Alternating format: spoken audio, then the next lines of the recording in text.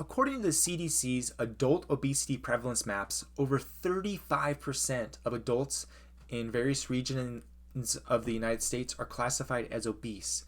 This high prevalence of obesity is associated with an increase in diet-related diseases such as heart disease and type 2 diabetes, which are also continuing to rise at alarming rates.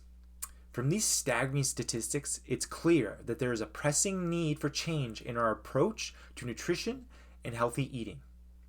As someone who has personally witnessed and experienced the challenges of maintaining a healthy diet, I understand the importance of access to nutritious foods and the role education plays in making informed choices when it comes to the foods we eat. Food is not only a fuel for our bodies, it also serves as a fundamental element of our culture, our traditions, and our social interactions. Ultimately, we should share a common interest in promoting healthier eating habits for ourselves and our loved ones. Today, I want to talk to you about the potential of implementing a food education policy in America similar to Japan's Shokuiku policy. You may not have heard of the Shokuiku policy before, so let me break it down a bit before we dive into the finer details of the importance of food education. Shokuiku, implemented in Japan in 2005, is a comprehensive food education initiative aimed at fostering healthy eating habits and a deeper understanding of food. It focuses on teaching children about nutrition, food origins, and cooking skills. The policy encourages community and school-based programs to promote balanced diets, sustainable food choices, and the importance of family meals. By incorporating these elements, Shokuiku aims to improve public health and combat issues like obesity and diet-related diseases. Now, imagine the impact of such a policy in America where rising obesity rates could be addressed through a similar educational approach.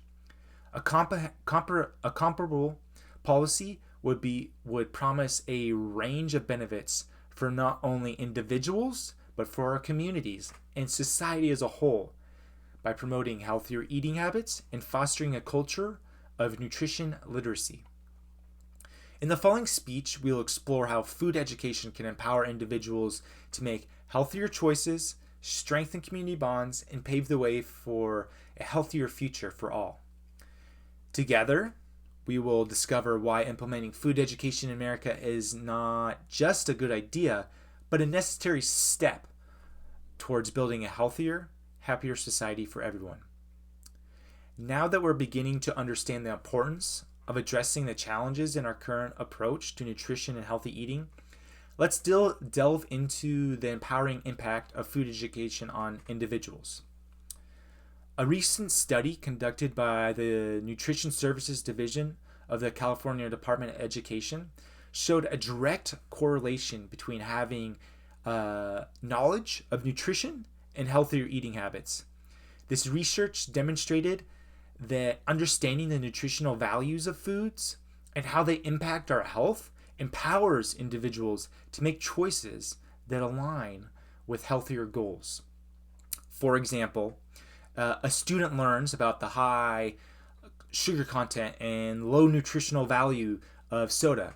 They may choose to then drink water or milk or a natural juice instead, leading to better hydration and more nutrient intake. This knowledge can reduce their risk of developing obesity as well as type 2 diabetes, demonstrating how informed choices can have a lasting impact on our health. As educated individuals are more likely to make healthier choices, this results in improved health outcomes.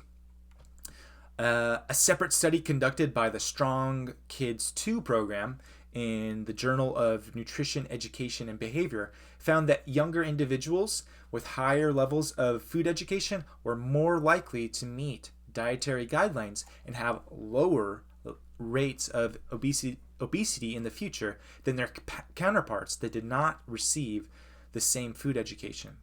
So, by providing our children with the critical thinking skills and awareness needed to navigate complex food environments and make choices, we can support their well-being into the future. So, just as individuals benefit from understanding the nutritional value of foods, communities can thrive when they come together around shared food practices. Food education can help strengthen social bonds and celebrate cultural diversity, which promotes healthier and more inclusive communities. Engagement through initiatives like community gardens and shared meals promotes healthier eating habits and social bonds. Many cultures and communities around the world exemplify these practices. For instance, in Italy, the tradition of gathering families for meals, or La Familia, emphasizes the importance of sharing nutritious home-cooked foods. Similarly, the farm-to-table movement throughout the United States, such as like New York City or many areas throughout California, encourages communities to grow their own produce and cook together, fostering both health and community spirit. Community initiatives such as the community gardens and the shared meal programs are associated with improved dietary behavior and increased social connectedness within communities, according to the research from the Journal of Community Health.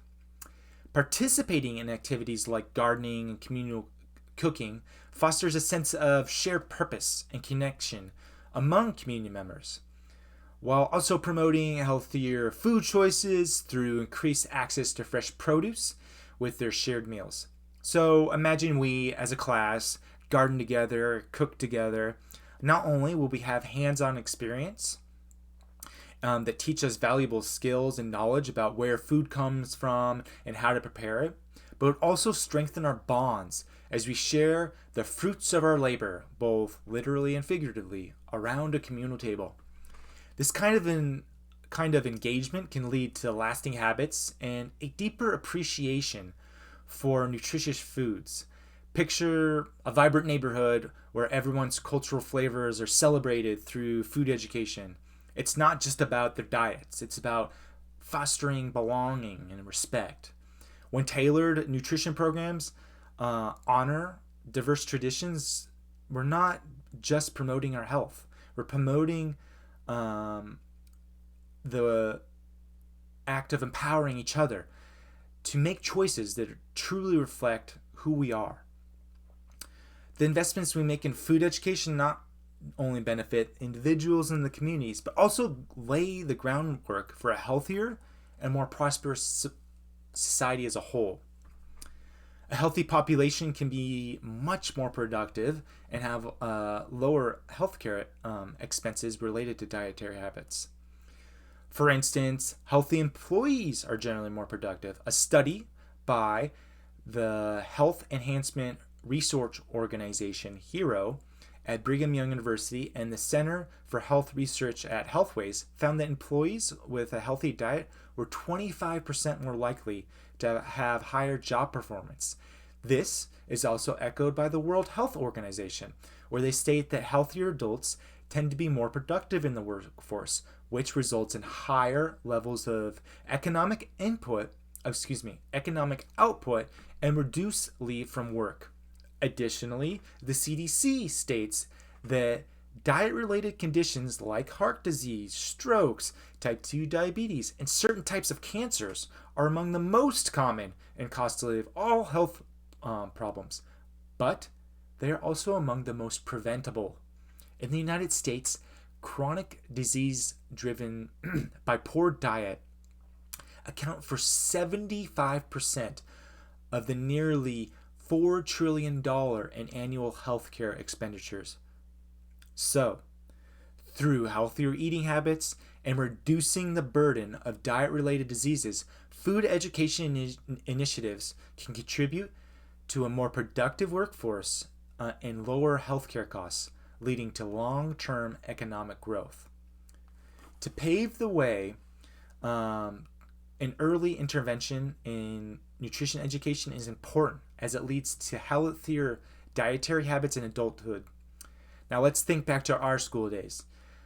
What did your lunches and snacks look like in elementary and high school? If you had better nutrition education and healthier foods options back then, do you think you'd have changed your diet habits today? How might have it affected your overall well-being? With nutrition education programs implemented in schools, we can positively influence children's dietary behaviors and food choices, leading to healthier habits that persist well into their adulthood. By prioritizing better food education in our schools and communities, we can set future generations on a path to lifelong wellness and reduce the prevalence of diet-related diseases and a healthier future. As this presentation comes to an end, let's consider how each of us can contribute to building a healthier, more prosperous society, both close to home and nationwide. Through this speech, we have examined how transformative the implementation of a new food education in America could be. Food education can empower individuals to make healthier choices, strengthen community bonds, and lays the foundation for a healthier and prosperous future for society as a whole. By implementing a more complex and strict food education system akin to Japanese shokuiku policy in our schools, we can create a ripple effect of positive change, promoting healthier eating habits and fostering a culture of nutrition literacy. As we move forward in life, let's remember that whether it's advocating for nutrition education in schools, supporting community food initiatives, or making healthier choices in our own lives, each of us can play a pivotal role in building a healthier future for all. Together, it's my hope that we can cultivate a culture where every meal is an opportunity for wellness, every community a hub for embracing our traditions, and every individual is empowered to thrive.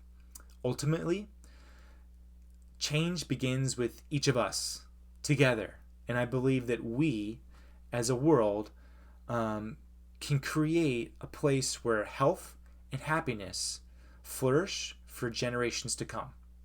Thank you for listening.